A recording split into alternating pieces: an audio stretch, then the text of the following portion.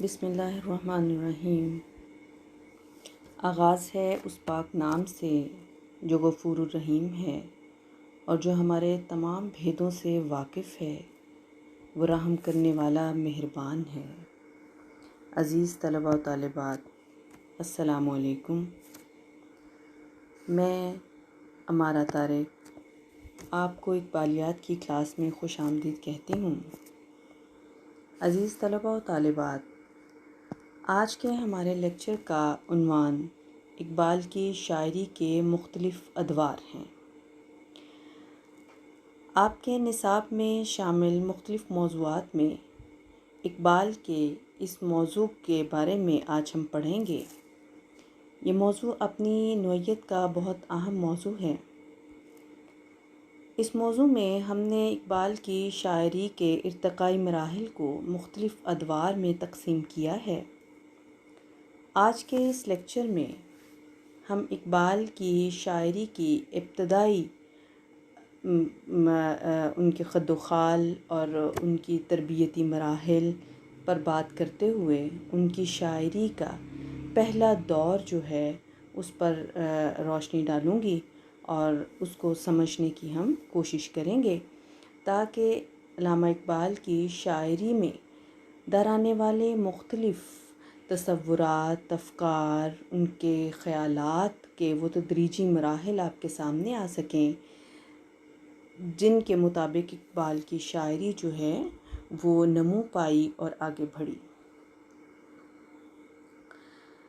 عزیز طلباء و طالبات، اگر ہم علامہ اقبال کی شاعری کا آغاز دیکھیں کہ علامہ اقبال کی شاعری کا آغاز کہاں سے ہوا، تو میں اس بارے میں کہوں گی کہ شاعری ایک ایسا ملکہ ہے، ایک ایسی خوبی ہے، ایک ایسا جوہر ہے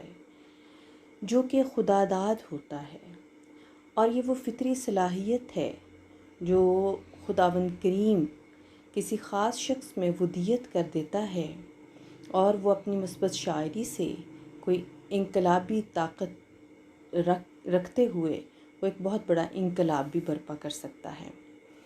تو یہ جو شاعری کی خصوصیت ہے، یہ اقبال کے ہاں ہم دیکھتے ہیں کہ بچپن میں ہی ان کے اندر اللہ نے یہ ملکہ ودیت کر دیا تھا۔ اقبال بہت چھوٹی عمر میں ہی مصرع پر مصرع لگانا شروع ہو گئے، اور تقریباً یہ فن 10 برس کی عمر میں جو ہے وہ سامنے آ گیا۔ علامہ اقبال بازار سے منظوم قصے لاتے، گھر والوں کے سامنے پڑھتے، اور کبھی کبھی خود بھی ساتھ ساتھ اپنی طرف سے اس میں اشعار داخل کرتے رہتے اور ہنستے رہتے، جس سے تمام گھر والے جو ہیں وہ محظوظ ہوتے۔ تو یہ اقبال کی شاعری کے وہ ابتدائی مراحل تھے، یا ان کے اندر اس جوہر کا جو ہے وہ ملکہ سامنے آنا شروع ہو گیا تھا۔ لیکن اس کے علاوہ اگر ہم دیکھیں کہ باقاعدہ طور پر ان کی تربیت میں وہ کون سے عوامل تھے، وہ کون سے عناصر تھے جنہوں نے مل کر اقبال کے اندر جو ہے وہ ایک بصیرت، ایک فلسفہ، اور ان کے اندر دل بینا جو ہے اس کو جگایا، اور انہوں نے اپنے ان خصائص کو سامنے رکھتے ہوئے ایک ایسا جو ہے وہ دنیا میں نام پیدا کیا کہ جو آج تک اور آئندہ آنے والی نسلیں بھی یاد رکھیں گی۔ تو یہ جو عوامل ہیں، ہم ان کو اگر مختلف نکات کی صورت میں دیکھیں تو ہم دیکھتے ہیں کہ سب سے پہلے ان کی زندگی میں جو فطری چیز تھی، جو ان کے والدین تھے، ان کی تعلیم و تربیت کا بہت عمل دخل تھا۔ اس کے بعد ان کے استاد جو ہیں مولانا میر حسن جو ہیں، ان کی صحبت جو ہے انہوں نے بہت زیادہ مثبت جو ہے ان کے اندر صلاحیتوں کو اجاگر کیا۔ پھر مشاعروں میں شرکت، جو ابتدائی مشاعرے سیالکوٹ میں ہوتے تھے، ان میں جو ہے وہ اقبال نے کس طرح شرکت کی، مرزا داغ کی شاگردی نے ان پر کیا اثرات قائم کیے، اثرات چھوڑے، ان کے بارے میں ہم تھوڑا مختصر جو ہے میں ان پر روشنی ڈالوں گی۔ تو سب سے پہلے جو ہے والدین کی تربیت سے اقبال کی شاعری میں کس طرح روشنی پیدا ہوئی، اور ان کے اندر جو ہے وہ یہ بیج جو تھا وہ کس طرح نمو پایا اور پروان چڑھنا شروع ہوا۔ تو اقبال کی ایک خوش بختی کہہ لیجئے یا اقبال کی خوش قسمتی کے شروع سے ہی ان کو جو ہے وہ ان کے فطری اساتذہ جو والدین تھے انہوں نے انہیں کمال جو ہے وہ تربیت اور ایسا ماحول دیا کہ جن سے جو ہے ان کی یہ جوہر جو ہے وہ کھل کر سامنے آئے۔ اقبال کے والد جو ہیں وہ اس میں بامسمہ تھے، بہت نیک انسان تھے، اور ان کے چہرے پر کہا جاتا ہے کہ ان کے چہرے پر جو ہے وہ نور محمدی جو ہے وہ جھانکتا تھا، اور ایک ان کے اندر ایسی کیفیت بھی تھی کہ جو جس طرح جو ہے وہ نبی امی کی طرح نوشت و خواند کے معاملے میں جو ہے وہ امی تھے، وہ اتنا پڑھ لکھ نہیں سکتے تھے، خدا رسیدہ صوفی تھے، اور پاکیزہ اسلامی تصوف کا ذوق جو ہے وہ اقبال کو ورثے میں ملا تھا۔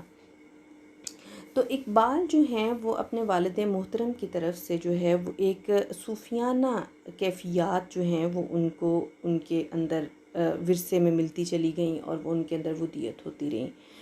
مولانا روم نے ایک شعر میں بلند مقامات پر پہنچے ہوئے عارفوں کے متعلق بڑے جوش سے کہا ہے کہ وہ شکاری ہوتے ہیں، اپنی جسمانی ہوا و ہوس کو جو ہے وہ قید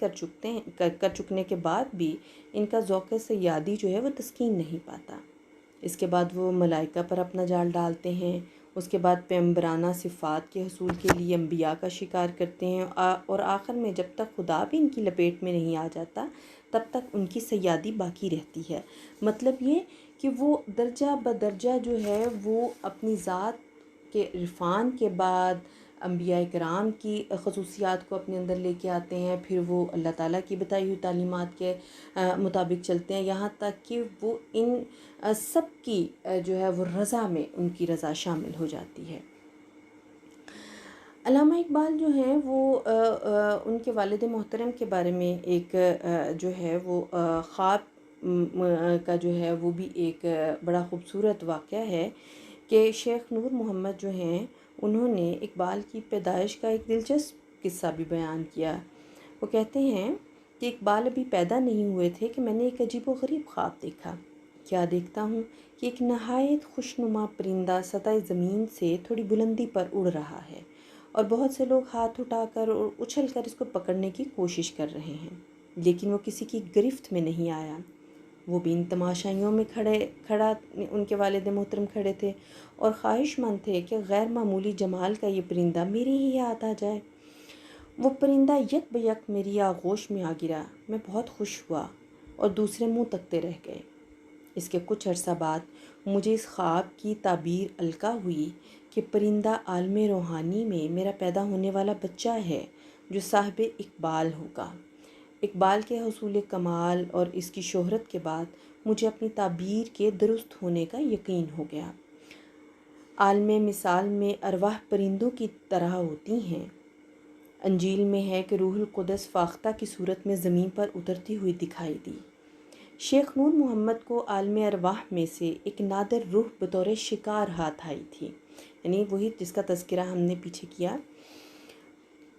عارف رومی نے جو ہے بجا فرمایا تھا کہ روحانی ترقی کے ایک خاص درجے پر پہنچ کر اس قسم کے شکار عارفوں کے ہاتھ میں آتے ہیں۔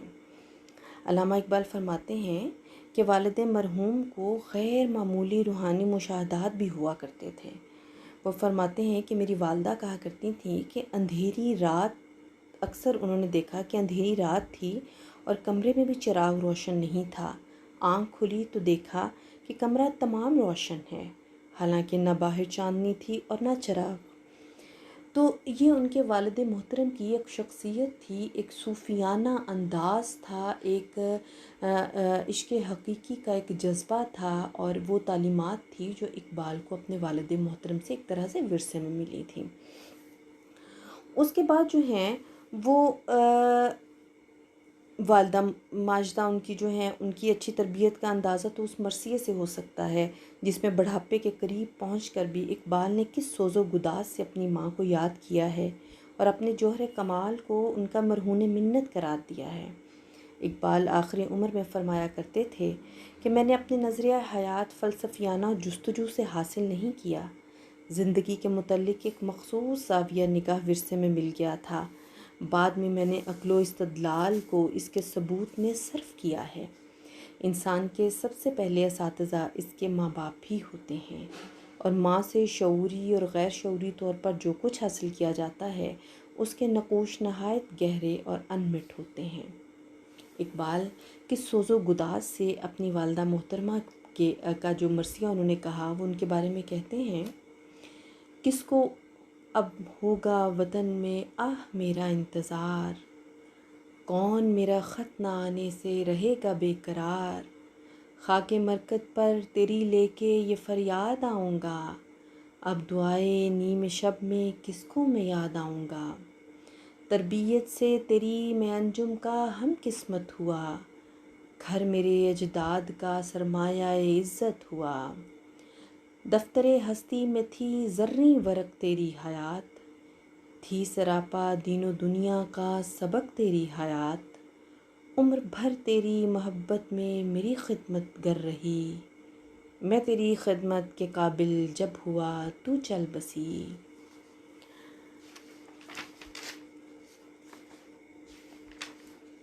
اور یہ اس قدر خوبصورت ان کے الفاظ ہیں جو حقیقتاً روح پر جو ہے وہ اثر کرتے ہیں، اور آخر میں وہ کس طرح کہتے ہیں کہ آسماں تیری لحد پر شبنم افشانی کرے، سبزۂ نو رستہ اس گھر کی نگہبانی کرے۔ تو یہ مرثیہ جو ہے وہ یقیناً ہمیں جو ہے وہ اقبال کی اپنی والدہ ماجدہ سے محبت اور ان سے عقیدت اور لگاؤ اور ان کی تربیت کے جو ہے وہ ہمیں مکمل تصویر کشی کر رہا ہے انتہائی خوبصورتی کے ساتھ۔ تو یہ تو علامہ اقبال کے جو ہیں وہ والدین کی ایک تربیت تھی، جنہوں نے آغاز میں ان کے اندر جو ہے وہ شاعری کے ساتھ ایک خاص لگاؤ و شغف اور ان کے اندر مثبت جو ہیں وہ صفات پیدا کیں۔ اس کے بعد جو ہے وہ جو فطری جو خود اساتذہ ہوتے ہیں والدین، اس کے بعد روحانی استاد جو کہ ایک روح کی غذا فراہم کرتے ہیں، ان کا جو ہے وہ تذکرہ کیا جاتا ہے کہ علامہ اقبال نے ایف اے کا امتحان جب مشن کالج سیالکوٹ سے پاس کیا، اس زمانے میں ان کو ایک یگانہ روزگار صاحب بصیرت استاد سے حصول فیضان کا نادر موقع ملا۔ مولانا میر حسن اردو، فارسی اور عربی کے جید عالم تھے، اور اسلامیات پر کامل عبور رکھنے کے باوجود خشک ملا نہ تھے۔ وہ سر سید کے مداحوں میں سے تھے۔ راسخ الاعتقاد ہونے کے ساتھ ساتھ ان کی وسعت نظر سے غیر مسلم طلباء بلکہ مشنری پادری جو اساتذہ بھی متاثر ہوتے تھے۔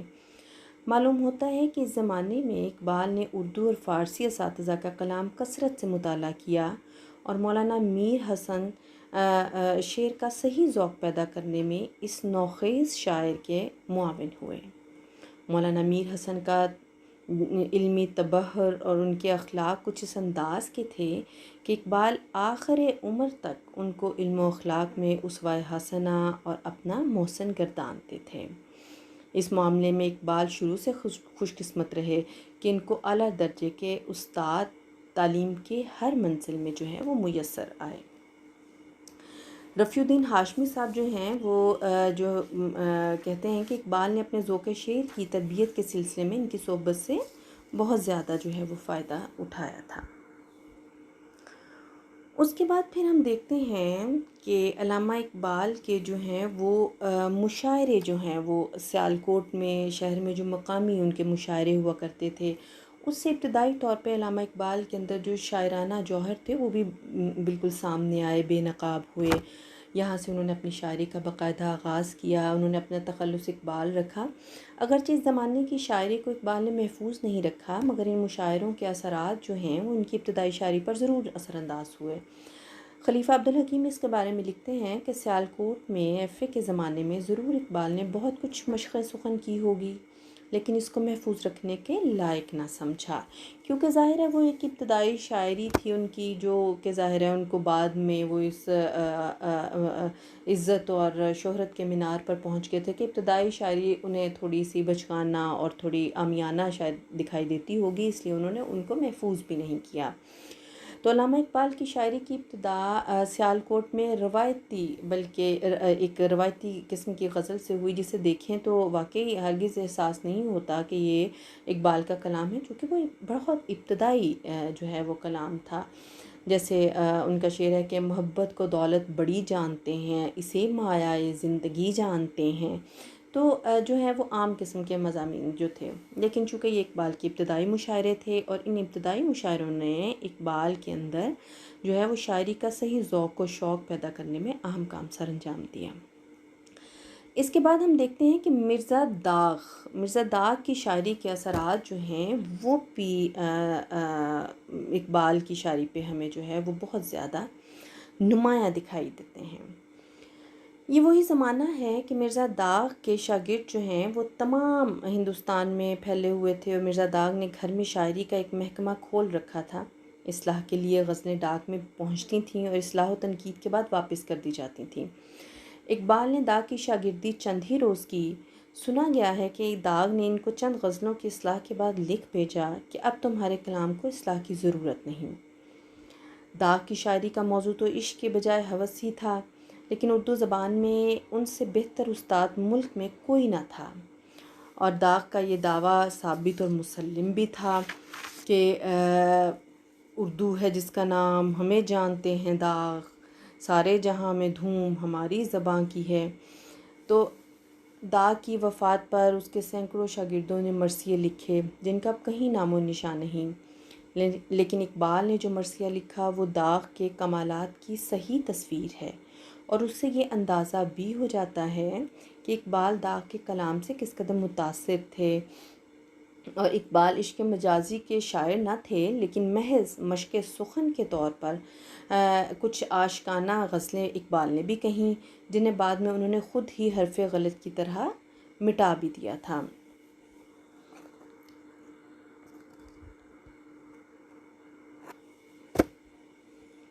اس ابتدائی زمانے کی جو ہیں کچھ یادگار غزلیں جو ہیں وہ بانگ درا میں بھی موجود ہیں،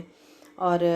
ان غزلوں سے معلوم ہوتا ہے کہ جا بجا داغ کی زبان کی مشق کر رہے تھے۔ موضوع بھی وہی داغ والے ہیں، کہیں کہیں داغ کے انداز کے شعر نکال لیتے ہیں، زبان کے معاملے میں ایک آدھ جگہ ٹھوکر بھی کھا جاتے ہیں، جیسے کہ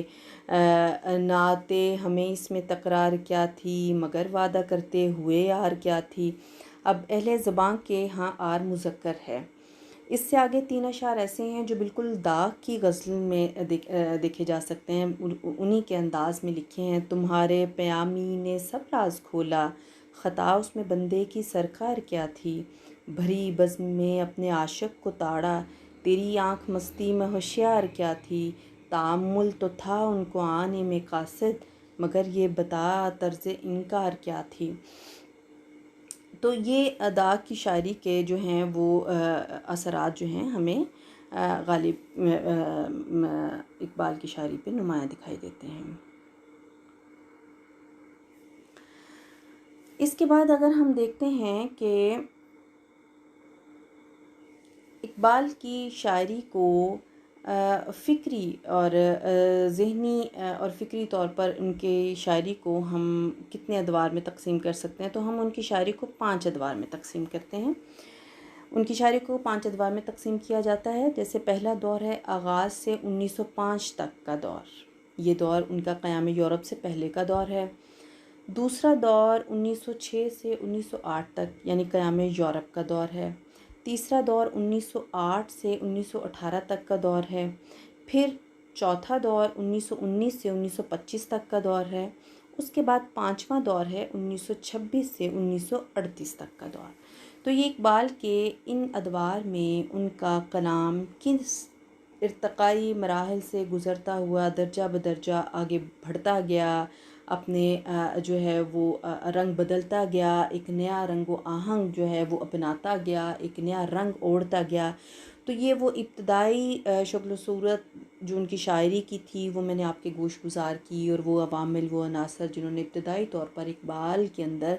شاعرانہ کمال اور جوہر کو جو ہے وہ ابھارا اور وہ سامنے لے کے آئے، وہ ابھی میں نے آپ کے سامنے پیش کیا۔ اب ہم دیکھتے ہیں کہ ان کی شاعری کے پہلے دور میں جو ہے وہ کون کون سے خصائص اور کون کون سے جو ہیں وہ ارتقائی اور فکری ان کے ہاں فکر پائی جاتی ہے ان کے پہلے دور میں، یعنی آغاز سے 1905 تک کے دور میں۔ تو سب سے پہلے جو ہیں وہ ہم دیکھتے ہیں کہ گورنمنٹ کالج لاہور میں جب اقبال نے جو ہے وہ داخلہ لیا تو وہاں کی علمی اور ادبی فضا نے جو ہے وہ اقبال کے اندر ایک بڑا خوبصورت اور ایک نیا اقبال پیدا کیا، اور ان کے ہاں جو ہے وہ ایک تعلیم سے، علم سے رغبت، محبت تو موجود تھی ہی، لیکن اس کو ایک نئی جو ہے وہ ایک منزل دکھائی دی، ایک نیا جو ہے وہ سمت نظر آئی۔ تو یہ گورنمنٹ کالج لاہور کے داخلے کے بعد قابل اساتذہ کی زیر نگرانی انہوں نے ایک نئی جو ہے وہ اڑان بھری۔ تو بی اے کی تعلیم کے لیے وہ لاہور گورنمنٹ کالج میں جب آئے تو یہاں کی صحبتوں نے ان کی شاعری میں ایک جو ہے وہ ان کی شاعری کا نخل شگوفہ و ثمر پیدا کرنے لگا، ایک نئے نئے بیل بوٹے پیدا ہونے لگے، پھول کھلنے لگے۔ ان کی شاعری کا چرچا ہم جماعتوں سے نکل کر خاص احباب کے حلقوں میں بھی ہونے لگا۔ اس زمانے میں لاہور میں جو ہیں وہ مشاعروں کا رواج ہو گیا تھا۔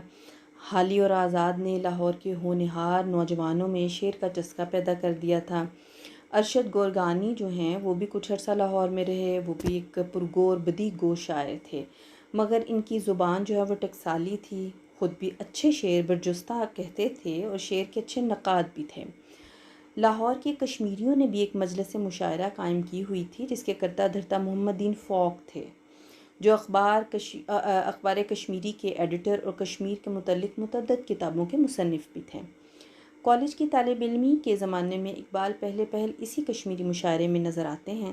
اقبال نے کشمیر کے متعلق یہ ربائی اسی مشاعرے کی ایک مجلس میں پڑھی تھی۔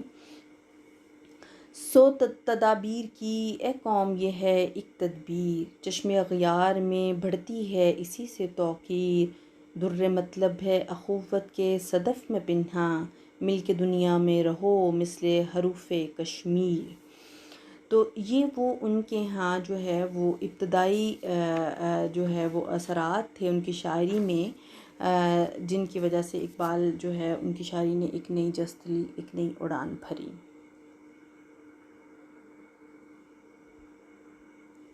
ابتدائی زمانے میں جیسے کہ ابھی پیچھے بھی ہم نے پڑھا کہ اقبال کی شاعری میں جو ہے وہ ایک تھوڑا سا روایتی انداز ہمیں دکھائی دیتا تھا۔ تو ابتدائی دور کی جو بانکے درا کی غزلیں ہیں ان میں ایک روایتی انداز، اس پہلے دور کی اقبال کی شاعری میں روایتی انداز پایا جاتا ہے۔ تو ہم اس کو جو ہے وہ دیکھتے ہیں کہ روایتی انداز کس طرح تھا۔ تو وہ ایک تو مرزا داغ کی جو ہے وہ انہوں نے پیروی کی اور اس انداز میں انہوں نے غزلیں لکھی۔ تو وہ ایک انداز تھا روایتی انداز، اور پھر بانگ درا میں جو موجود غزلیں ہیں وہ ان کے وہ مثال ہیں، ثبوت ہیں کہ وہ ایک روایتی مضامین بھی انہوں نے شروع میں جو ہے وہ اپنی شاعری میں استعمال کیا ہے۔ تو لیکن اس دور مشق و تقلید میں بھی اقبال کی جو جھلکیاں دکھائی دیتی ہیں، جس کا آفتاب کمال بہت جلد افق سے ابھرنے والا تھا، تو اس دور کی شاعری کو ہم روایتی اگر کہہ رہے ہیں تو بلکہ اقبال کے اس دور کی شاعری کو ہمیں صبح کاذب کی شاعری کہنا چاہیے، جس کی روشنی طلوع آفتاب کا پیش خیمہ ہوتی ہے۔ غزل کے روایتی مضامین میں سرِ راہ حکمت و فلسفہ کی کرنیں بھی دکھائی دیتی ہیں۔ ایک غزل کے مطلع مقطع میں وائز پر چوٹ کی ہے۔ اب یہ وائز جو مضمون ہے وہ رند اور صوفی شعراء کا ایک تفریحی مضمون ہے، اور صدیوں سے چل رہا ہے، ہماری مشرقی غزل میں جو ہے چل رہا ہے، ایک طرح سے یہ روایتی مضمون ہے۔ اب لیکن اس میں دیکھتے ہیں کہ غالب نے اس روایتی شاعری میں بھی کس طرح حکمت و دانائی کی بات کی ہے۔ وہ کہتے ہیں کہ عجب وائز کی دین داری ہے یارب، عداوت ہے اسے سارے جہاں سے، بڑی باریک ہیں واعظ کی چالیں، لرز جاتا ہے آوازیں اذاں سے۔ اب اس مختصر سی غزل میں بھی دو ایسے حکیمانہ اشعار ہیں جو کہ غالب کی اس روایتی شاعری میں بھی ہمیں حکمت و دانائی کے رنگ کو ظاہر کر رہے ہیں۔ وہ کہتے ہیں، کوئی اب تک نہ یہ سمجھا کہ انسان کہاں جاتا ہے آتا ہے کہاں سے، وہیں سے رات کو ظلمت ملی ہے، چمک تارے نے پائی ہے جہاں سے۔ تو یہ جو دو اشعار ہیں اس میں واقعی ایک بصیرت افروز بات ہے انسان کے بارے میں، اور نا امیدی میں امید کی کرن کے بارے میں۔ تو جو ہے وہ ایک طرح سے بڑی خوبصورت حکیمانہ بات ہے۔ تو یہ روایتی جو شاعری جسے ہم کہہ رہے ہیں اس میں بھی اقبال کے ایک ذہن کی خوبصورتی اور ان کے ذہن کی حکیمانہ بصیرت جو ہے وہ ہمیں اس شاعری میں بھی دکھائی دے رہی ہے۔ اب ایک اور جو چیز ہے وہ اقبال کا کسی خاص حدود میں قید ہو جانا ان کو بھلا نہیں لگتا تھا۔ اب اقبال جو ہے انہوں نے شروع میں ہی اپنی شاعری میں جو ہے وہ ایک طرح سے اپنی سمت کو متعین کر لیا تھا کہ میں کسی خاص دائرے میں مقید نہیں ہوں، میں خاص دائرے میں قید نہیں ہوں، میرا دائرہ وسیع ہے۔ ان کی شاعری میں وسعت کے آثار شروع سے ہی ہمیں دکھائی دے رہے ہیں۔ تو اس ابتدائی زمانے ہی میں اقبال کو یہ احساس پیدا ہو گیا تھا کہ دلی اور لکھنؤ کی شاعری کے حدود و قیود سے آزاد ہو کر اپنی مخصوص انداز میں کمال پیدا کرنا چاہیے۔ سب سے پہلے مشاعرے ہی میں اقبال نے جو غزل پڑھی اس کا مقطع یہ تھا، اقبال لکھنؤ سے نہ دلی سے ہے غرض، اقبال لکھنؤ سے نہ دلی سے ہے غرض، ہم تو اسیر ہیں خم زلف کمال کے۔ تو یعنی ایک طرح سے انہوں نے اپنی شاعری کی سمت کو آغاز سے ہی لامحدود کر دیا، آغاز سے ہی بے کنار کر دیا اور اسے کسی ایک دائرہ کار میں مقید نہیں کیا۔ اس کے بعد پھر ہم دیکھتے ہیں کہ ان کے پہلے دور کی شاعری میں روایتی تصوف کے جو ہیں وہ آثار جو ہیں وہ ہمیں دکھائی دیتے ہیں۔ اب یہ وہ روایتی تصوف کیا ہے؟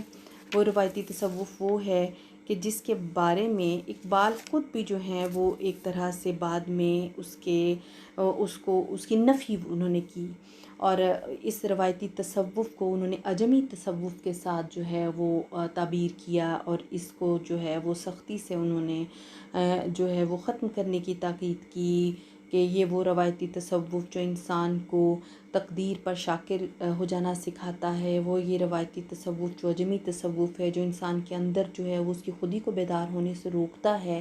اور اس کو محدود کر دیتا ہے۔ تو لیکن ابتدائی دور میں ہم دیکھتے ہیں کہ اقبال اسی روایتی تصوف کے اثرات ان کے اندر جو ہیں وہ موجود ہیں۔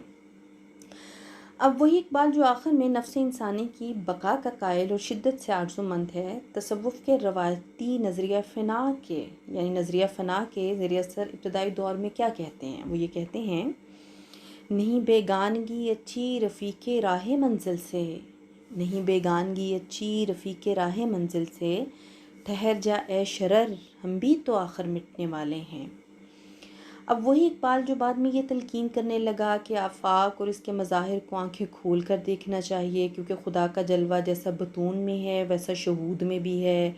ہو الظاہر ہو الباطن۔ وہ شروع میں یہ کہہ رہا ہے کہ ہو دید کا جو شوق تو آنکھوں کو بند کر ہے، دیکھنا یہی کہ نہ دیکھا کرے کوئی۔ اب متصوفین کے فلسفہ فنا کا یہ ایک مسلمہ مضمون تھا کہ نفس کی انفرادیت ایک دھوکہ ہے، نمود حق کے بعد یہ فریب ادراک مٹ جاتا ہے اور اس کے بعد پھر وہی ازلی حقیقت لا موجود الا اللہ رہ جاتی ہے۔ غالب کے ہاں بھی یہ متصوفانہ جو اشعار ہمیں بہت ملتے ہیں، اور جو کہ آپ نے میر و غالب کے مطالعہ میں بھی پڑھے ہیں اور بڑی تفصیل کے ساتھ اس چیز کو دیکھا ہوا ہے کہ غالب کا نہ تھا کچھ تو خدا تھا، کچھ نہ ہوتا تو خدا ہوتا، ڈبویا مجھ کو ہونے نے، نہ ہوتا میں تو کیا ہوتا۔ تو اقبال بھی تصوف کے زیر اثر فرماتے ہیں، میں جبھی تک تھا کہ تیری جلوہ پیرائی نہ تھی، جو نمود حق سے مٹ جاتا ہے وہ باطل ہوں میں۔ پھر ایک اور دوسری غزل میں کہتے ہیں کہ میری ہستی ہی تھی خود میری نظر کا پردہ، اٹھ گیا بزم سے میں پردہ محفل ہو کر۔ اقبال نے اپنے ترقی یافتہ دور میں پھر بعد میں، یہ تو وہ روایتی تصوف کے اثرات تھے جو ان کی ابتدائی شاعری میں ہمیں دکھائی دیتے ہیں، لیکن اس کے بعد انہوں نے اپنے شاعری کے ترقی یافتہ دور میں اسی فلسفہ فنا کے خلاف زور و شور سے جہاد کیا تھا۔ تاہم ابھی غزلوں میں تحقیق کا شائق و تقلید سے گریز کرنے والا اقبال بھی دکھائی دیتا ہے، اور وہ کہتے ہیں کہ تقلید کی روش سے تو بہتر ہے خودکشی، رستہ بھی ڈھونڈ خضر کا سودا بھی چھوڑ دے۔ تو یہ جو ہے وہ اقبال کی شاعری میں ابتدائی تصوف کے اثرات ان کی جو ہے پہلے دور کی شاعری میں جو ہے وہ ہمیں دکھائی دیتے ہیں۔ اس کے بعد جو ان کی ابتدائی شاعری میں جو ہے وہ ایک بہت اہم چیز جو ہے کہ جذبہ حب الوطنی، یعنی اقبال کی شاعری کا پہلا جو دور ہے اس دوران میں ان کے اسلوب میں ایک ارتقائی شان ضرور ظاہر کرتا ہے، اور لیکن وہ اس حب الوطنی کے روایتی تصور سے جڑے ہوئے نظر آتے ہیں۔ مثلاً وہ ترانہ ہندی کے نشار کو دیکھیے جن میں ہندوستان کے تاریخ، قدامت، ثقافت اور ارتقاء تمدن کو وہ کس طرح جذباتی سطح پر چاہتے اور بیان کرتے ہیں کہ سارے جہاں سے اچھا ہندوستان ہمارا، ہم بلبلیں ہیں اس کی یہ گلستان ہمارا، غربت میں ہو اگر ہم رہتا ہے دل وطن میں، سمجھو وہیں ہمیں بھی دل ہو جہاں ہمارا، مذہب نہیں سکھاتا آپس میں بیر رکھنا، ہندی ہے ہم وطن ہے ہندوستان ہمارا، یونانو مصر روما سب مٹ گئے جہاں سے، اب تک مگر ہے باقی نام و نشاں ہمارا، کچھ بات ہے کہ ہستی مٹتی نہیں ہماری، صدیوں رہا ہے دشمن دور زماں ہمارا۔ تو یہ حب الوطنی کا جو ایک جذبہ ہے، ہمالہ نظم جو ان کی ہے اسی طرح، تو دراصل جو ہے وہ یہ حب الوطنی کا جذبہ جو اقبال کے اندر موجود تھا، اور وہ یہ چاہتے تھے کہ مختلف النسل اور گروہ اور مختلف مذاہب بھی جو ہے وہ آپس میں مل جل کر رہیں اور اتحاد قومی کا مظاہرہ کریں۔ اسی طرح انہوں نے ہندوستانی بچوں کا قومی گیت ہے، نیا شوالا ہے، اسی جذبے کی مظہر جو ہیں وہ یہ نظمیں ہمیں دکھائی دیتی ہیں، اور جو ہے وہ ایک طرح سے اپنے شاعری کے اس ابتدائی دور میں وہ وطنیت کے جذبے میں اور محبت میں بڑے گہرے آگے تک ہمیں دکھائی دیتے ہیں۔ پھر ہمیں اقبال کی اس دور کی شاعری میں انگریزی شاعری کے مطالعے سے ہم دیکھتے ہیں کہ ان کی شاعری میں بڑا ایک نیا انداز، اور جو ہے وہ انہوں نے انگریزی شاعری سے بہت کچھ اخذ کیا، ماخوذ نظمیں لکھیں، بچوں کے لیے بہت ترجمہ، اکثر و بیشتر بچوں کے لیے جو نظمیں تھیں وہ انہوں نے انگریزی نظموں کو اردو کے قالب میں ڈھالا، لیکن انہوں نے اسلوب کے اعتبار سے وہ اردو کلاسک شاعری کی روایت کے ساتھ ہی مربوط رہے، اور انہوں نے آزاد نظم لکھنے کا جو ہے وہ خیال بھی نہ سوچا، اور بلکہ وہ پابند نظم ہی لکھتے رہے۔ ترجموں کے ساتھ ساتھ تبازات کئی نظمیں اور غزلیں کہیں جن میں گل رنگین، عہد طفلی، ابر کوثر، پرندے کی فریاد وغیرہ اہم ہیں۔ اسی طرح جو ماخوذ نظمیں ہیں جو وہ ہیں ایک مکڑا اور مکھی، پہاڑ اور گلہری، گائے اور بکری، ہمدردی، بچے کی دعا، ماں کا خواب، پیام صبح، عشق اور موت، رخصت بزم جہاں وغیرہ وغیرہ۔ تو یہ جو چیزیں ہیں وہ ایک طرح سے انہیں انگریزی اساتذہ کے زیر نگرانی انگریزی شاعری کا جو انہوں نے مطالعہ کیا اس سے انہوں نے اپنی اردو شاعری میں بہت کچھ ایک نیا ایک حیات کو سامنے وہ لے کے اور نیا انداز فکر جو ہے وہ اپنایا۔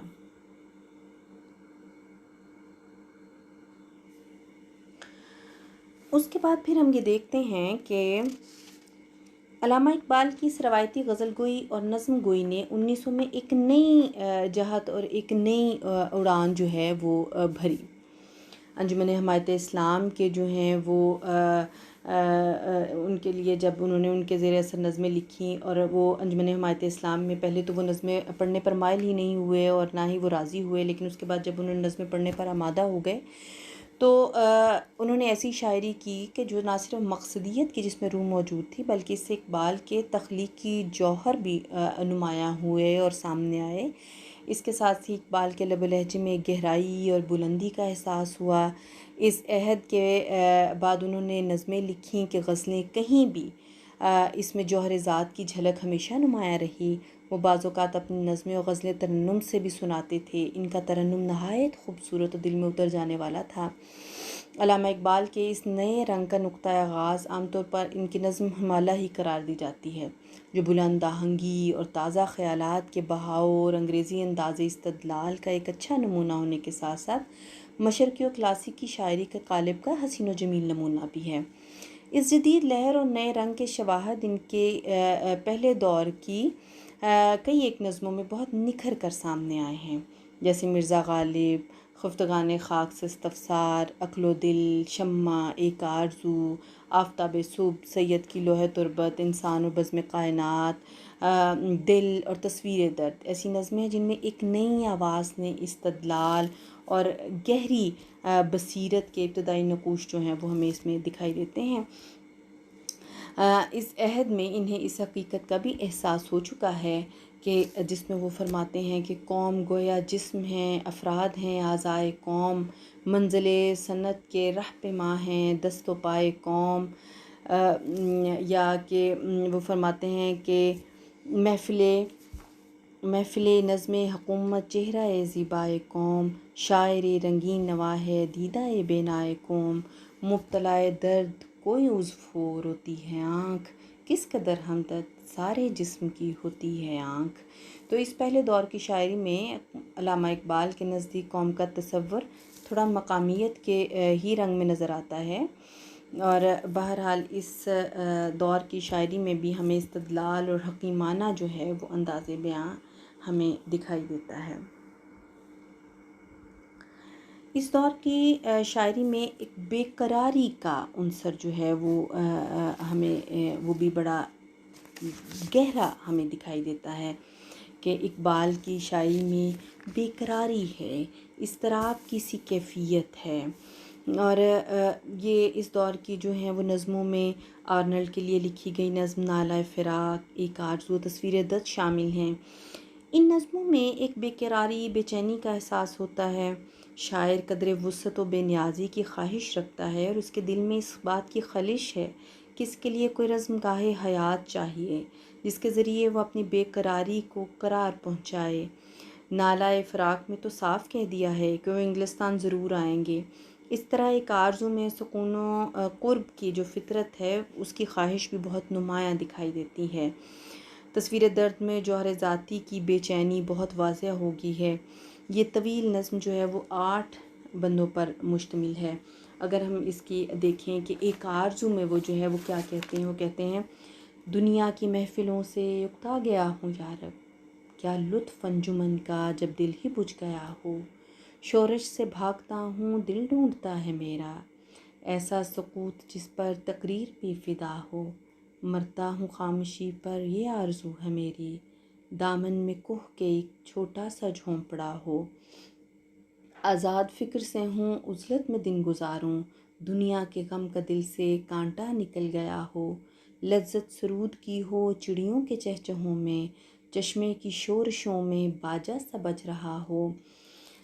گل کی کلی چٹک کر پیغام دے کسی کا، ساگر ذرا سا گویا مجھ کو جہاں نما ہو۔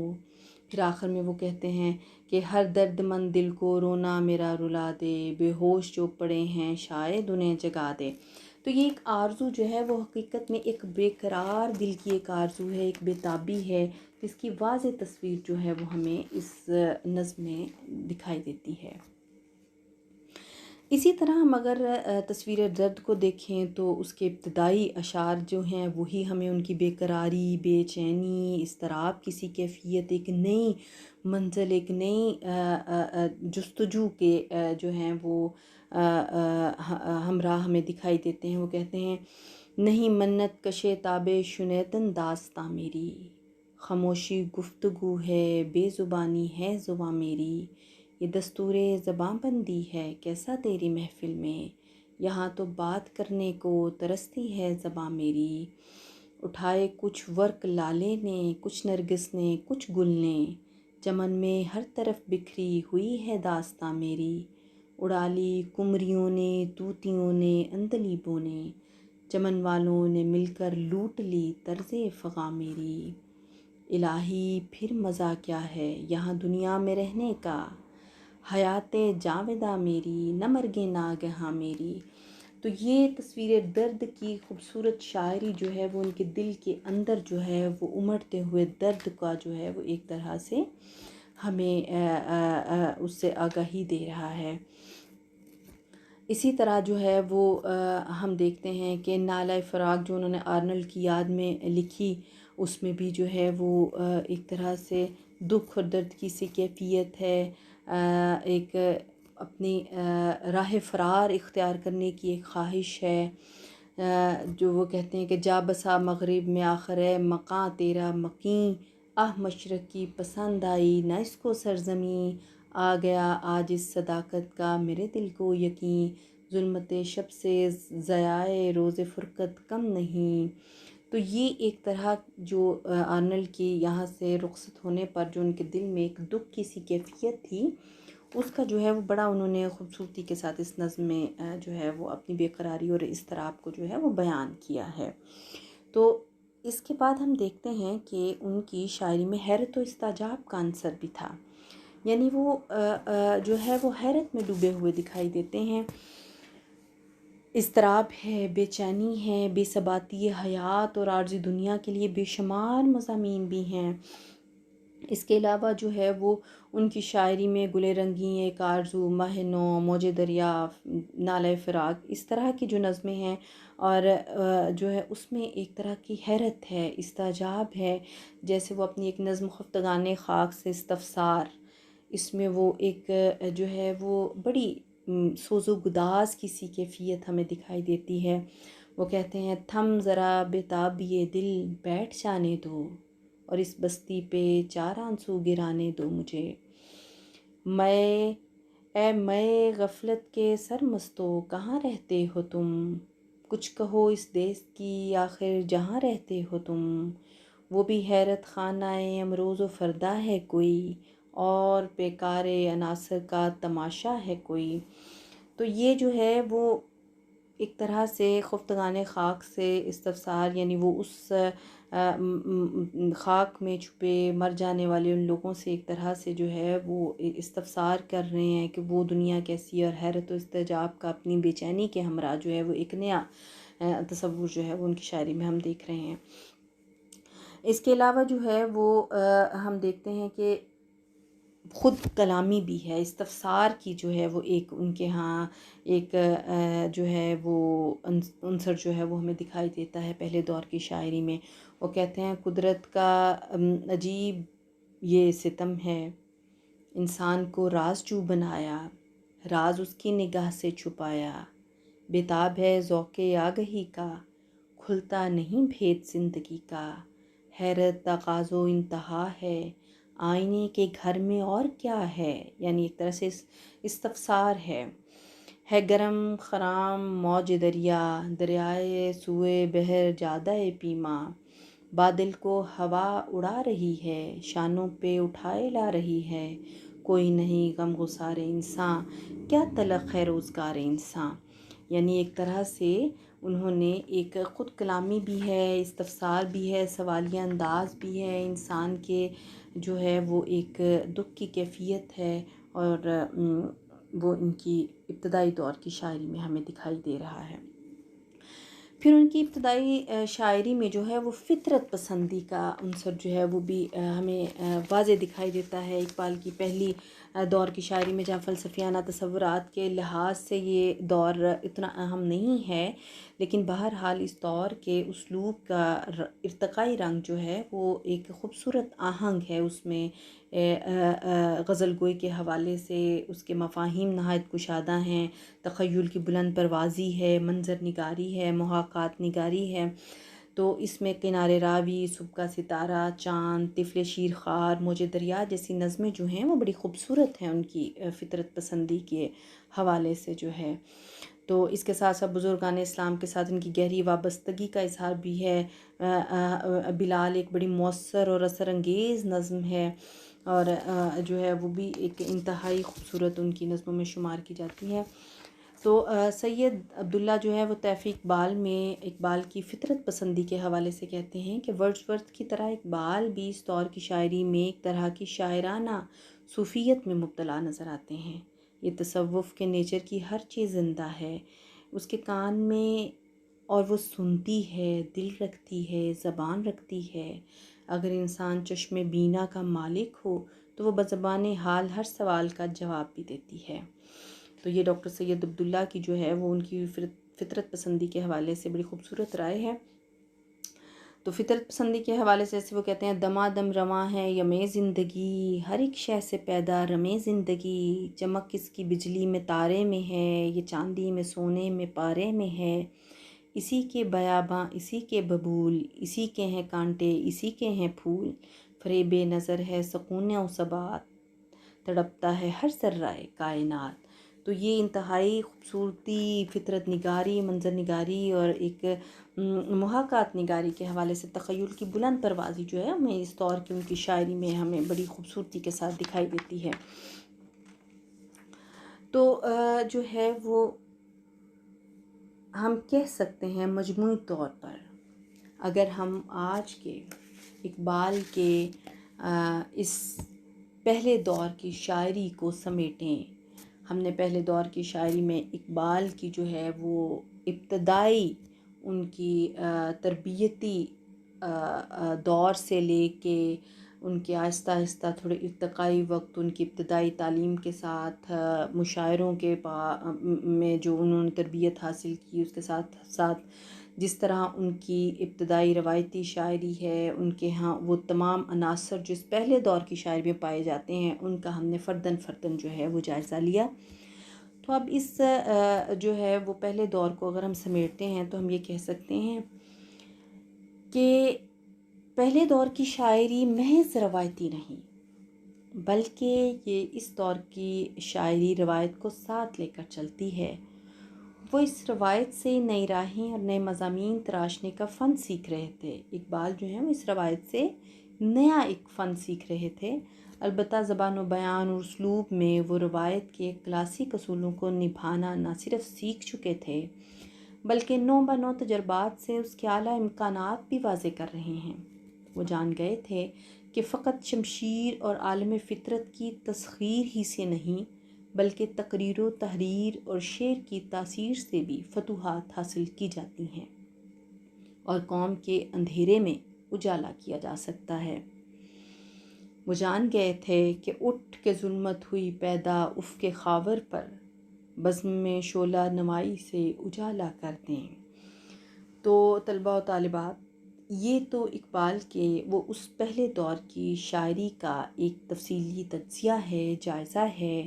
کہ ان کے پہلے دور کی شاعری جو ہے وہ کس طریقے سے آغاز سے جو ہے وہ پہلے دور کے اختتامی مراحل تک پہنچی۔ اگلے لیکچر میں انشاءاللہ ہم اقبال کے دوسرے دور کی شاعری کے نمایاں جو ہیں وہ خصائص اور عناصر کا جائزہ لیں گے۔ تب تک کے لیے آپ مجھے اجازت دیجیے۔ امید ہے آج اقبال کی اس پہلے دور کی شاعری کے بارے میں آپ کو کروائی گئی تدریس سے آپ کی تفہیم جو ہے وہ ہو چکی ہوگی، اور آپ اس کو جو ہے وہ مزید توجہ، محنت اور لگن سے جو ہے وہ پڑھیں گے۔ اگلے لیکچر تک کے لیے آپ مجھے اجازت دیجیے۔ بہت شکریہ۔ اللہ حافظ۔